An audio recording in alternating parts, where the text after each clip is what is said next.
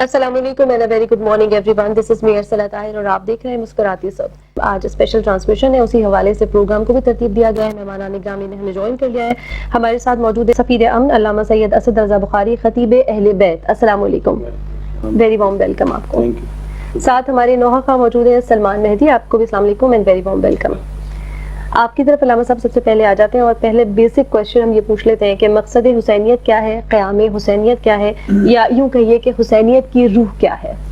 जी माशाल्लाह, बहुत अच्छा सवाल। सबसे पहले तो मैं इस चैनल का शुक्रिया अदा करूँगा जिन्होंने अपने प्रोग्राम में ख़ुसूसी तौर पे मुझे बुला के शरफ बख्शा, और मैं दुआगो हूँ कि इसी तरह ही ऐसे चैनल्स थे, इसी तरह के पैगामात हमारे मुल्क के लोगों तक पहुँचाए जाने चाहिए ताकि इस हवाले से भी आगाही चलती रहे।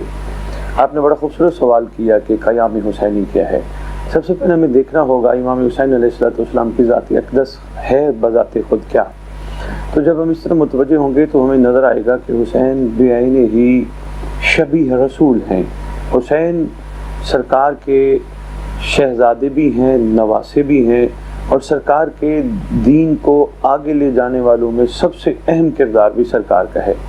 तो एक वादा था नानी के साथ कि आपने दीन की सरबुलंदी के लिए आपने इस तरह करबला में क़याम करना है। ये कोई ऐसा नहीं हुआ कि अचानक हुआ हो, ये सारी चीज़ें पाक रसूल सल्लल्लाहु अलैहि वसल्लम पहले ही फरमा चुके थे। और यहाँ तक लिखा है कि पहले गिरिया भी फरमाते थे, रोते भी थे इमाम हुसैन अलैहिस्सलाम पे। तो इसको भी अल्हम्दुलिल्लाह आज के हमारे जितने भी अहबाब हैं मिंबर पे बाज़मीर आ रहे हैं, उन्होंने ये बात वाज़ेह तौर पे कह दी है कि रोना भी सुन्नत रसूल है। तो ये चीज़ें पहले बताई जा चुकी थी। तो इस ज़िमन में जब सरकार का वो मदीना छोड़ना और वहाँ से रवाना होकर करबला पहुँचना और वहाँ क़याम करना, तो इस ज़िमन में मैं एक अजीम मुफक्किर की बात करूँगा जिन्होंने कहा इमाम हुसैन अलैहिस्सलाम का हर कदम ऐन इस्लाम के मुताबिक था। इस्लाम की सरबुलंदी के लिए और अल्लाह के दीन को पाए तकमील तक, कमाल तक ले जाने के लिए इमाम हुसैन अलैहिस्सलाम ने इस सफ़र का आगाज़ फरमाया। पहुँच गए सरकार करबला।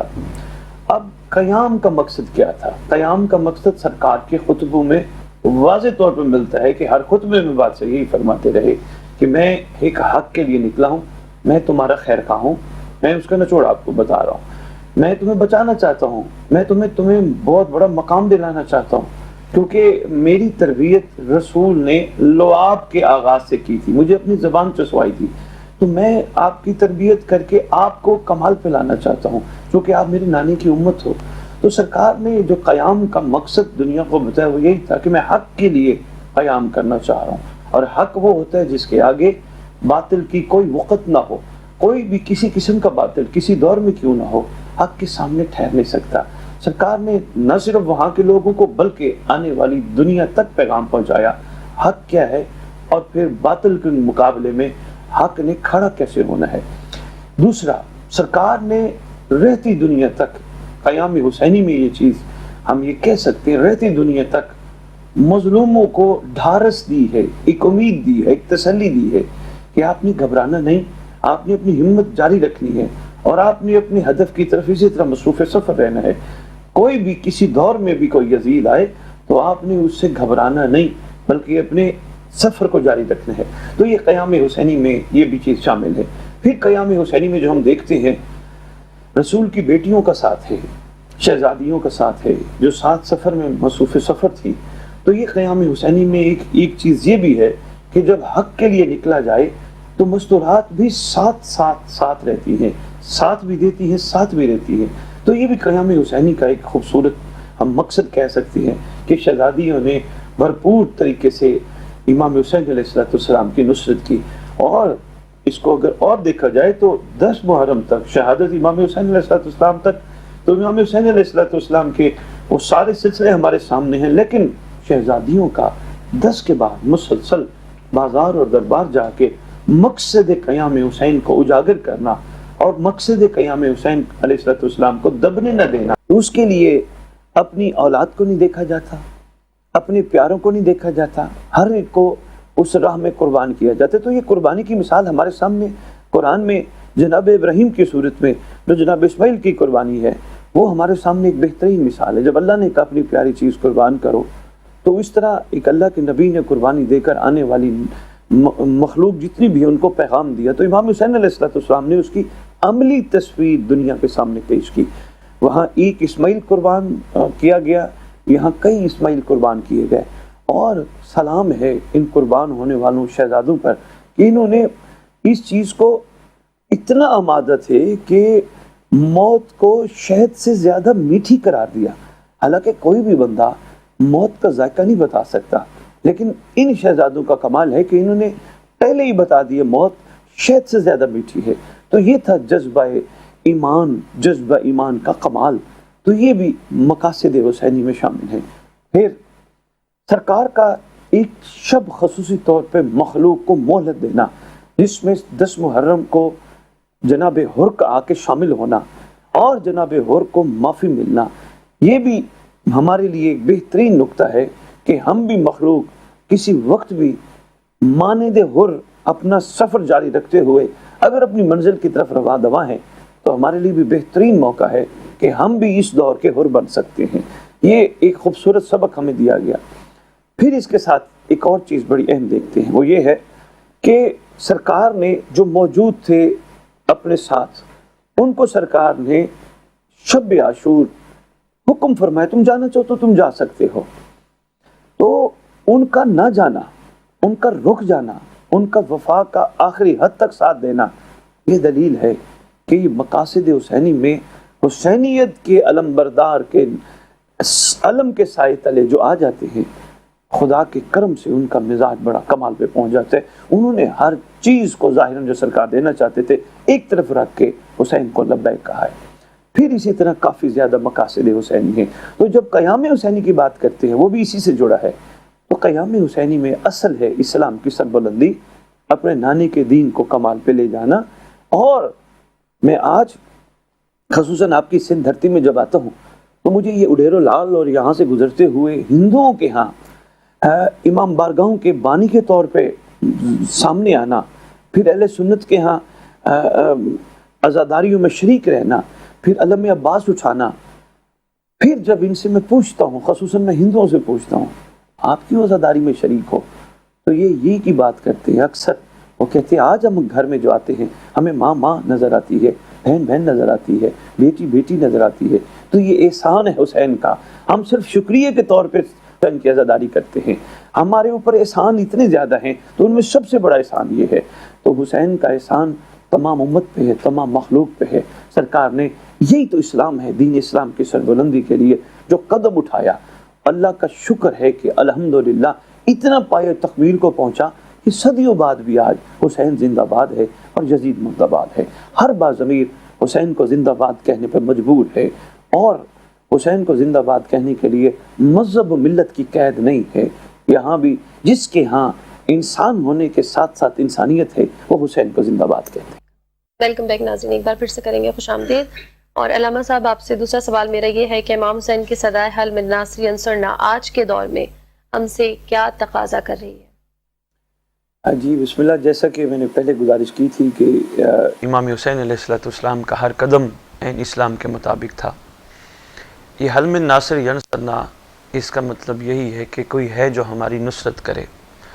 تو یہ صدا امام حسین علیہ السلام نے کربلا میں آخری وقت جنگ کے بعد یہ صدا جاری فرمائی تھی۔ تو اس صدا کے پیچھے یہ تھا کہ آخری وقت تک مخلوق کو اللہ سے معافی دلانے کا ایک خوبصورت اظہار بھی تھا کہ اس وقت بھی اگر کوئی آ جائے، کوئی نصرت کے لیے آ جائے فوج اشقیاء میں سے، تو پھر بھی حسین ان کو معاف کرنے کے لیے تیار تھے، کیونکہ امام حسین علیہ السلام نے جن کو معاف کر دیا اس کو رسول نے بھی معاف کر دیا، اس کو اللہ نے بھی معاف کر دیا۔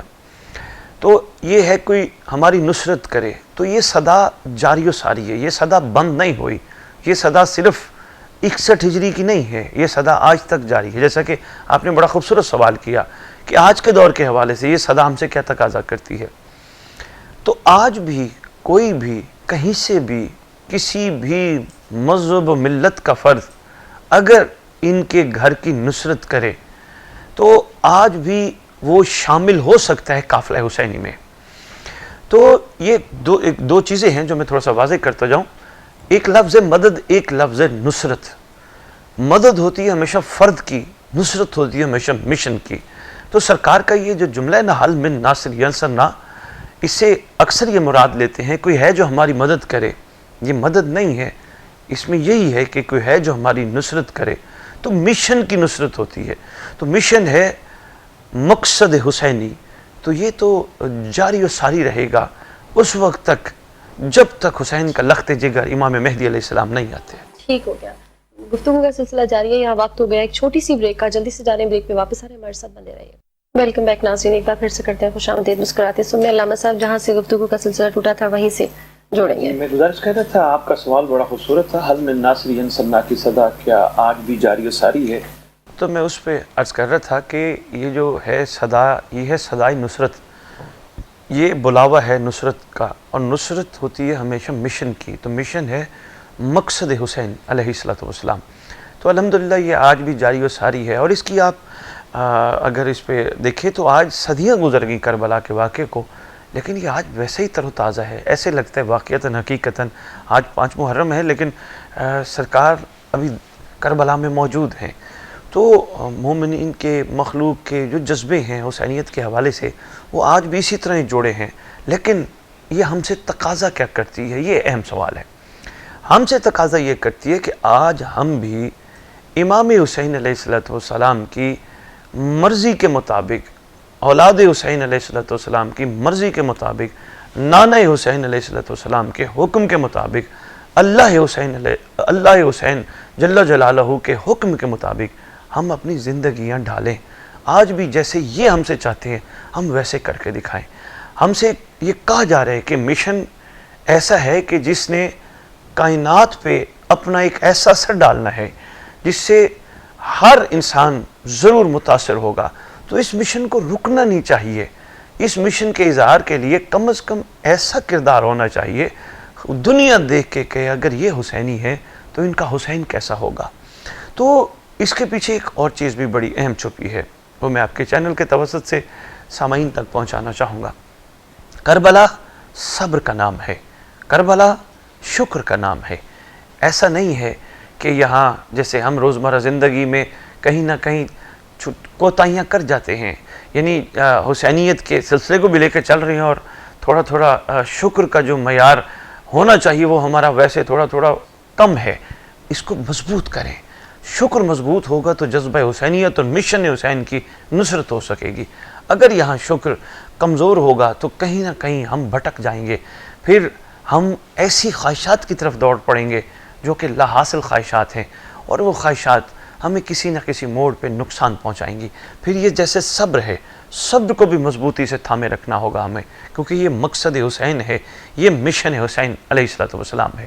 تو حل من ناصر، آج بھی کوئی حسین کی نصرت کرنا چاہے تو اس کو حسین کے مشن کی نصرت کرنا ہوگی، اور حسین کا مشن آج بھی جاری و ساری ہے. پھر ایک اور چیز جو بہت زیادہ اہم ہے، ہر انسان اپنے بہتر مستقبل کے لیے دوڑ رہا ہے. یعنی جس کو بھی دیکھو، اپنی روزمرہ زندگی میں دیکھو، اپنے معمولات میں دیکھو، وہ ایک بہتر مستقبل کے لیے دوڑ رہا ہے. یعنی وہ چاہتا ہے میں یہ بھی کروں گا، میں یہ بھی لوں گا، میں یہاں بھی جاؤں گا. تو اس حوالے سے میرا خیال ہے مقصد حسینی اور مشن حسینی اور حل من ناصر کو اگر سامنے رکھا جائے تو ہر کلمہ گو کو یہ کہنا چاہیے میں بھی حر بنوں گا، اور ہر کلمہ گو مستور کو یہ کہنا چاہیے میں بھی فضا بنوں گی. تو یہ چیز بڑی ضروری ہے کہ یہ اپنے آپ کو اس طرف بھی متوجہ کیا جائے، جیسے وہ تھے ہم بھی ویسے بنیں گے. کیوں؟ امام ہم سے مشن کی نصرت کا تقاضا آج بھی کر رہے ہیں. یہ صدا بند نہیں ہوئی، یہ صدا رکی نہیں ہے، یہ صدا جاری و ساری ہے. تو اس ضمن میں بس مختصر سا میں یہی کہوں گا کہ مخلوق کے لیے آج بھی مواقع ہیں، ان کے لیے سب کچھ ایک کھلی کتاب کی طرح ہے. اگر وہ تھوڑا سا ہمت اور حوصلہ بڑھا کے اس طرح متوجہ ہو تو مشن حسینی کی نصرت کر سکتے ہیں. ذکر کربلا کی اگر ہم بات کریں تو وہ آج بھی تر و تازہ ہے، اس کی کیا وجہ ہے؟ ذکر کربلا ماشاءاللہ اتنا خوبصورت سوال ہے.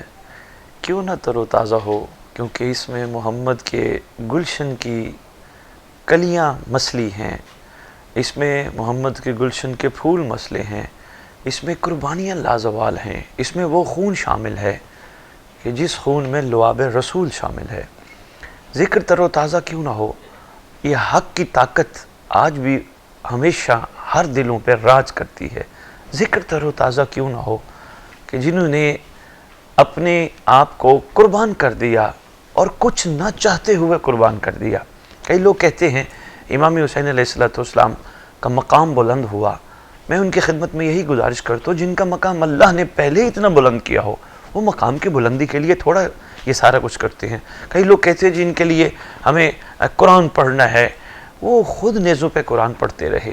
تو یہ ذکر تر و تازہ، اس کے پیچھے یہی راز ہے کہ لعاب رسول شامل ہے، خون محمد شامل ہے، قربانی عظیم شامل ہے، ذبح عظیم شامل ہے۔